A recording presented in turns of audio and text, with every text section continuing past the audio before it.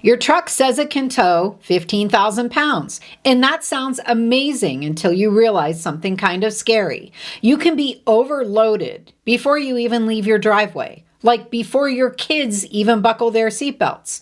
Today, I'm going to show you why towing capacity is actually one of the most misleading numbers out there, and the one number you should be paying attention to instead, because this is where things can go wrong very quickly.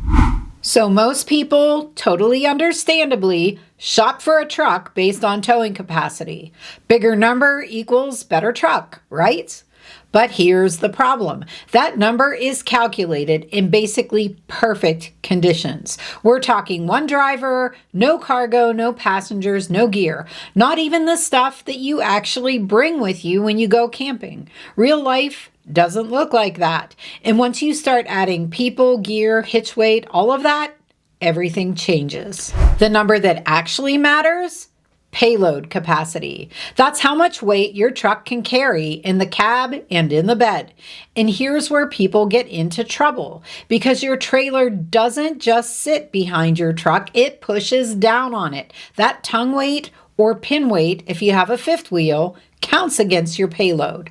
So even if you're technically under your towing capacity, you might already be over your payload. And that's where things start to get dangerous. Let's walk through this in real life. Say your truck has a 2,000 pound payload capacity. Sounds solid, right? Now subtract you, maybe at 180 pounds, your partner, a couple kids, maybe a dog. You're already down a few hundred pounds, and you haven't even hooked up to the trailer yet. Now, add a hitch, maybe a bed liner, tools, cooler. Suddenly that 2,000 pounds, you might realistically have 1,200 left or less. And then your trailer comes in, and this is the part most people underestimate. A travel trailer will put about 10 to 15% of its weight on your hitch. A fifth wheel, more like 20 to 25%. So that 8,000 pound trailer, yeah, that's 800 to 1,200 pounds pressing directly onto your truck. And this is why you see trucks squatting like crazy before they even leave the driveway. It's not just a look thing. It means your suspension is already under serious stress. And more importantly, your rear axle is taking the hit. Every truck has a rear axle rating. And honestly, that number matters more than towing capacity in a lot of situations. Because once you start to overload that axle, you're not just uncomfortable, you're unsafe. And here's the part nobody really tells you.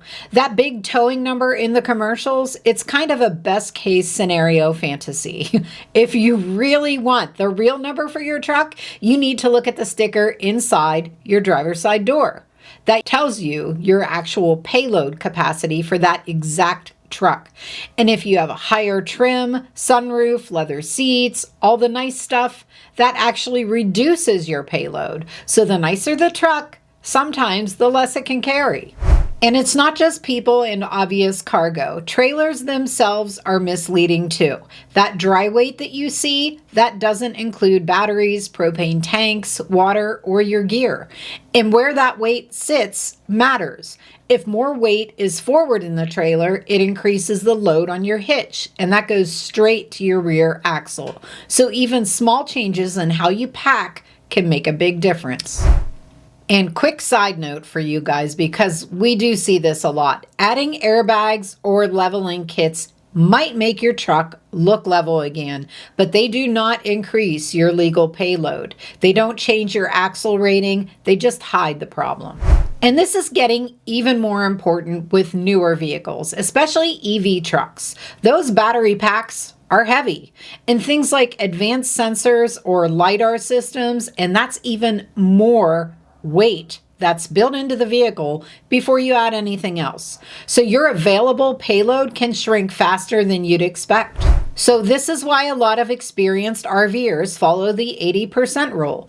Don't push your truck to the absolute limit, because real life includes wind, hills, emergency braking, things that you can't perfectly plan for. Giving yourself that buffer is what keeps your drive smooth and honestly kind of boring in the best way.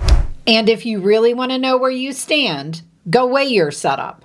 Cat scales are everywhere, usually at truck stops, and it's like $15 for your first weigh. You get real numbers for your tow vehicle and your trailer, and it takes all of the guesswork out of it. It's one of the easiest things you can do to make sure you're actually safe. So here's the takeaway. Towing capacity gets all the attention, but payload is what actually limits you.